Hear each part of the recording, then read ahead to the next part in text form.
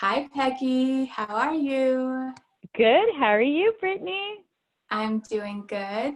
So, I wanted to have a chat with my really good friend, Peggy. I want to introduce her for you. So, Peggy is my friend. We've been friends for how many years has it been now? Do you know? It's been like about 11, 12. It's Yeah. like 11 years. It's been a long Yeah. time. It has been a long time. So Yeah. people who know me, I know that I always talk about my sister cousin, Erica. She's my cousin, but we're only 6 months apart. She's like my sister. And Peggy is Erica's best friend. And it just so happens that Peggy is also a licensed mental health counselor. And so when I was introduced to Peggy 11 years ago, we connected. And although we don't talk every day, when we do talk, we have I feel like in-depth, meaningful conversations. Yeah, I agree with that. Yeah, we're on the same wavelength with a lot of different things. So I wanted to pull Peggy in this week, especially this week with my e-course going on pre-sale, because Peggy is the mom of a beautiful daughter. And I just wanted to connect with her and ask her a little bit about her first few years of motherhood and what that's been like for her. And just from another therapist point of view, like how has it been? What kind of advice can you give other women? And I don't know, am I missing anything in your bio? I know, oh wait, hold on. Peggy also was an adjunct professor. She's like the boss woman at her job. It just goes on and on. A mother, a sister, a wife. Nope, you got it. Thanks, Brittini. That's it. I mean, we've Yep. listed all these things. That's it. You got it. How old is Meadow now? So Meadow is actually going to be 19 months in like Okay. 2 days. Wow. Okay. Yeah. For me, it seems like that's 19 months has flown by for me. How has it been for you? No, I agree. Like sometimes I look at her and just see like her development and her growth and just the stage she's in now where she's really picking up so much of the things you're saying and she literally repeats it. Yesterday I said, Alexa, off. And she said, off. So it's this stage of like, so I'm like, how are you, my little tiny baby who was born of 4 pounds, 15 ounces, and now you're like this grown little girl. Yeah. Yeah. Why don't you tell us about that? I mean, you mentioned that Meadow was 4 pounds when she was born. What was your pregnancy like? And just bringing her earthside, how was that for you? So my pregnancy was actually amazing. I truly, truly had an amazing pregnancy. Meadow is the only grandchild on my side, and on Brian's side, my husband, she is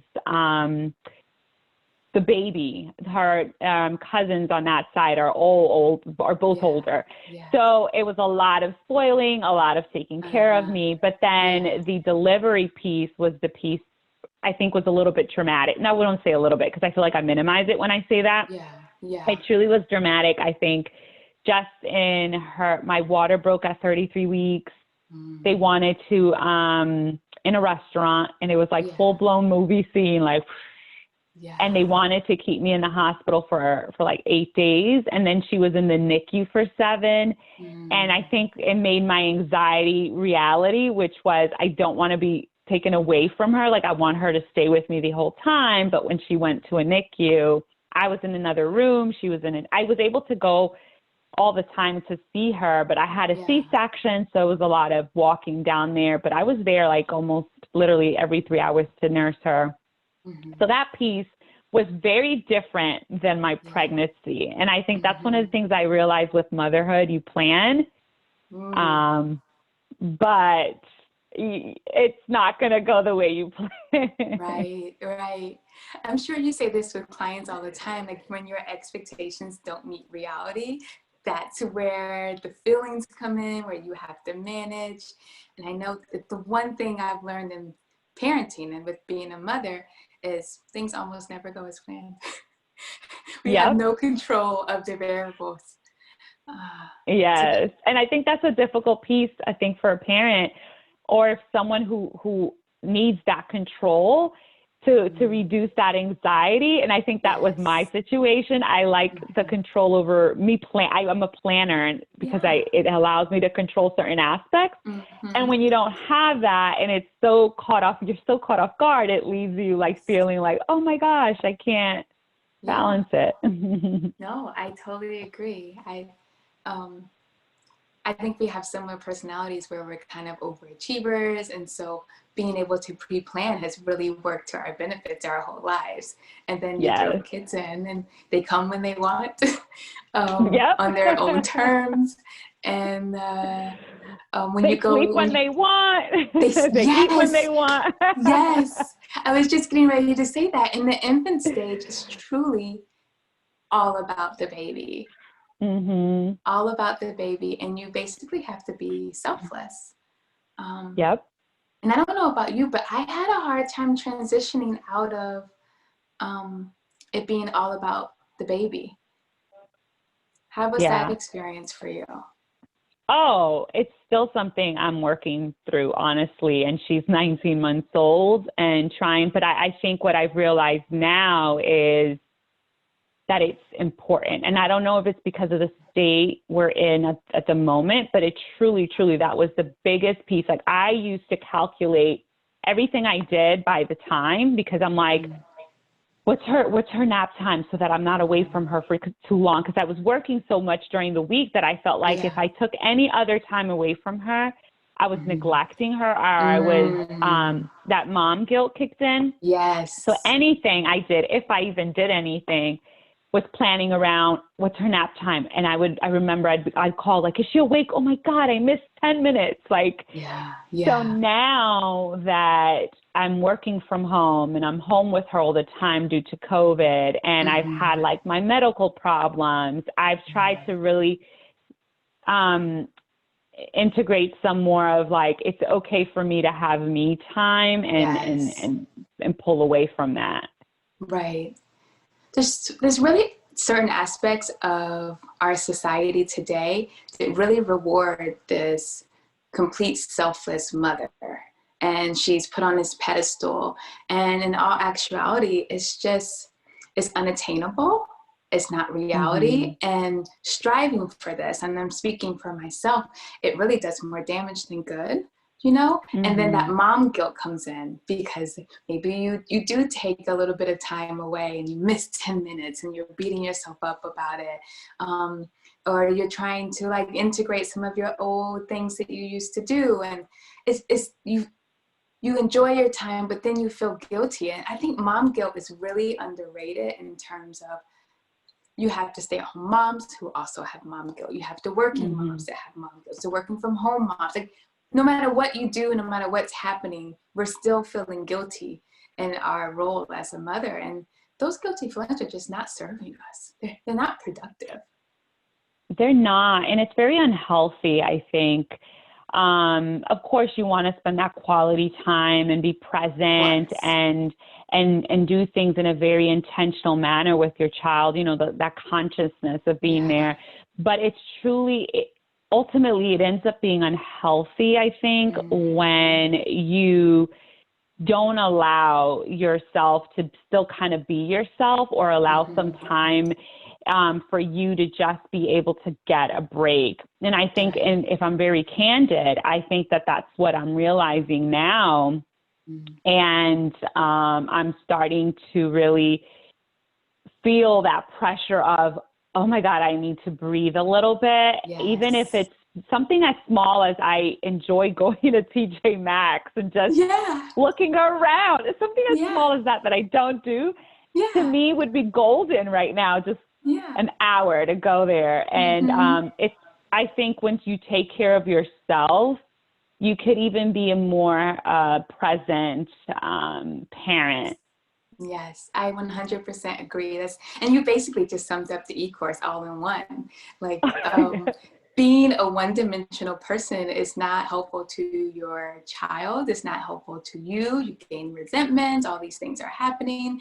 And so taking that time, and it doesn't have to be like, I'm going for 5 days on vacation, but an hour at TJ Maxx to be able to go and look, or making sure that you have your tea every morning uninterrupted, to have quiet reflection. Like, these things are important. And what balance looks like for me is going to be different than what balance looks like for Peggy. So just realigning your priorities and your values and taking advantage and making sure that you're being fulfilled, and myself as well. We're both being able to be full embodied women who aren't just mothers. And because of that, our daughters get to see full embodied women, because they're always watching. So they have a really good example. And also, we are just more pleasant to be around in general, because we're fulfilled, we're balanced. Yeah. So yeah, I really like that. Like, not always having to be selfless, and coming around to knowing that, like, you get to go shopping. You get to have your tea. You get to have your tea, or you get to go for a walk. And I've kind of talked about this before. Like, for me, physical activity is so important. I love the way you said, Brittini, that it's going to look so different for every single person.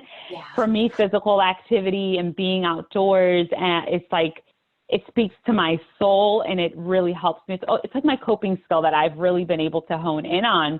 And I didn't have that for a long time after being a mom. Yeah. And even when I started working remote, and I would use my lunchtime to be with Meadow too. And it was like, oh my God, I missed her lunch. I missed her lunch. But what I realize now, I'm like, I kind of sometimes when she's sleeping, I'm like, this is good. I get to go outside, whether a walk or run by myself, and literally just enjoy it.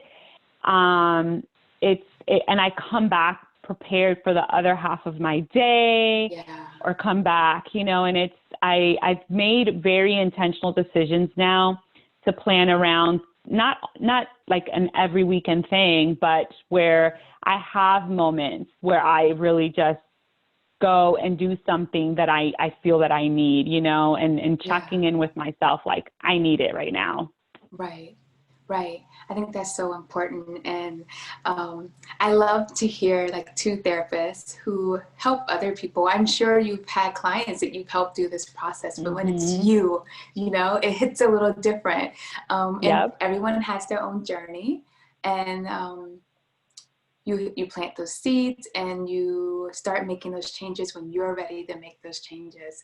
So like, who's to say? I know that I wasn't ready to hear this maybe when my kids were younger, but by the time they were 3, because I think it took me about that long, I was like, okay, this is what I need to be doing. I need to start taking my own advice and carving out some time and some balance for myself. And so I really think that you're ahead of the game, Peggy. 19 months, you're doing well. And now it's putting it into practice. But I think, I think what really fast forwarded for me a little bit is COVID. Because prior to this, when I was working out of the office and gone almost 11 hours a day, I did not want to entertain it at all. But since I've been home, and I take care of her up until I start the day, then I'm with her at lunch, and then I'm with her as I get off, which I truly enjoy because we go on walks. She really likes outside too. Yeah. But it almost has like forced me to be like, okay, I need some fresh air outside of the day, like this routine that I have, Right.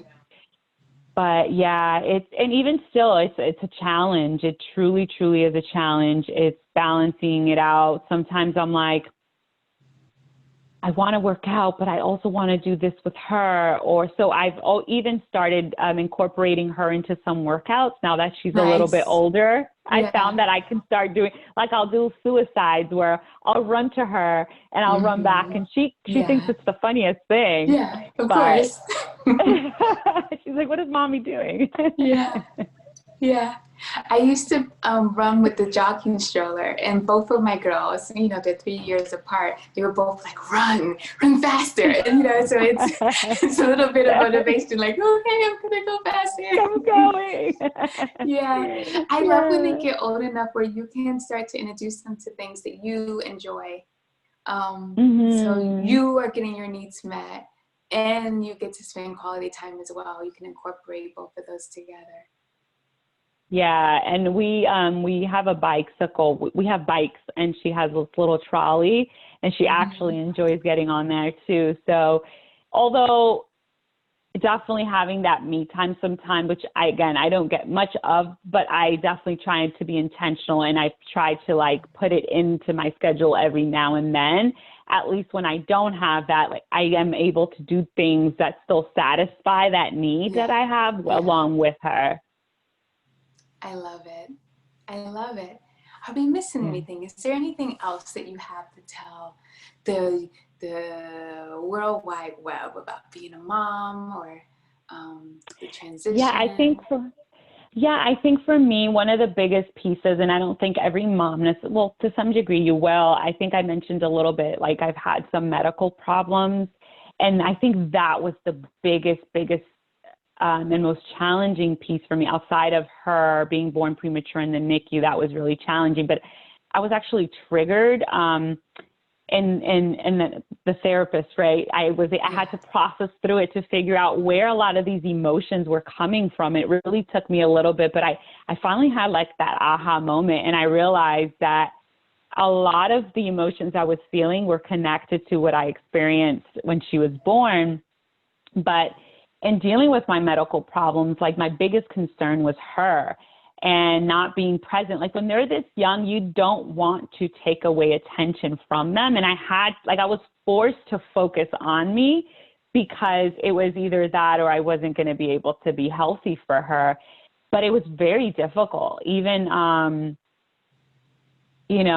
I had to have radiation, and I was in isolation for 7 days. Literally, I couldn't be around her because I was radioactive. And I really thought, once the radiation is over and I'm out of this room, everything will be fine. But that's actually when it hit me the worst. And I think that's where I connected that piece to the time she was in the NICU. I had to process through it. Yeah. And I had to really work through that fear of, oh my gosh, like losing her, is so scary, and how having to take time away and not being present. It goes back to that control piece, not being able to control a lot of the pieces and not being there every single day for her. As we feel as a mom, we have to always do it all, and I couldn't.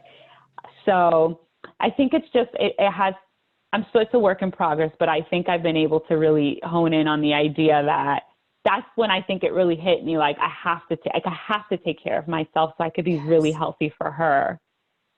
Yes. That's such a hard lesson for us to learn as mothers. And I think that your lesson was, in your situation, I felt like it was life or death, like in order to continue to be healthy and be on this earth with her on the earth side, you had to put yourself first. You had to sacrifice this time and not break the rules. And I applaud you. You're so strong and persevere, like that's quite a journey to go through. Yeah, I think mainly biggest thing was I kept saying, I wish it would have happened. My diagnosis of thyroid cancer, I wish it would have happened before I had her, or at least when she was older. Again, I only said that because, again, I felt like I was taking away from her. But you know what? She really was okay. Like she truly was okay. Her daddy took care of her so well. I have a village, like my mother-in-law helped me. Yeah. She missed me. And I think that was the biggest thing, is how is this going to impact her? And she's not used to being away from me. I'm always there. I prepare her food. I wake up in the night with her if she wakes up. And so for me, the idea of her being impacted was so stressful, was so difficult, but she she was really okay. Like she missed me, but she was fine. Yeah. Mm-hmm. Kids are so resilient, you know? Yes. I'm like, you're so good. And I'm here like, she's going to struggle. Yeah. I love hearing your story. Not that you went through such a trying time, a difficult time, you know, just with your medical issue.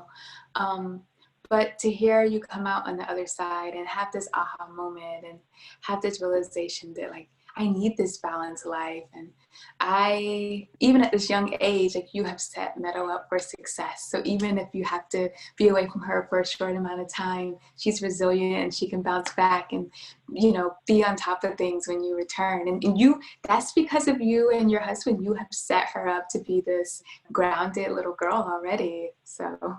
Thanks, Brittini. And I will say in being 100% candid, because I always strive to do that, because I feel like that's the way that you could really assist. I even had to start my own therapy following all of that because of the emotions that I was not expecting, all these emotions that came up for me. And I had to, but I said to myself, I was like, I have to be a emotionally healthy human being for my child. So I have to be an emotionally healthy, so I could raise her to be emotionally healthy. So I started therapy, and that's where I was able to process a lot of these things. And I'm still in therapy, and I'm truly enjoying it.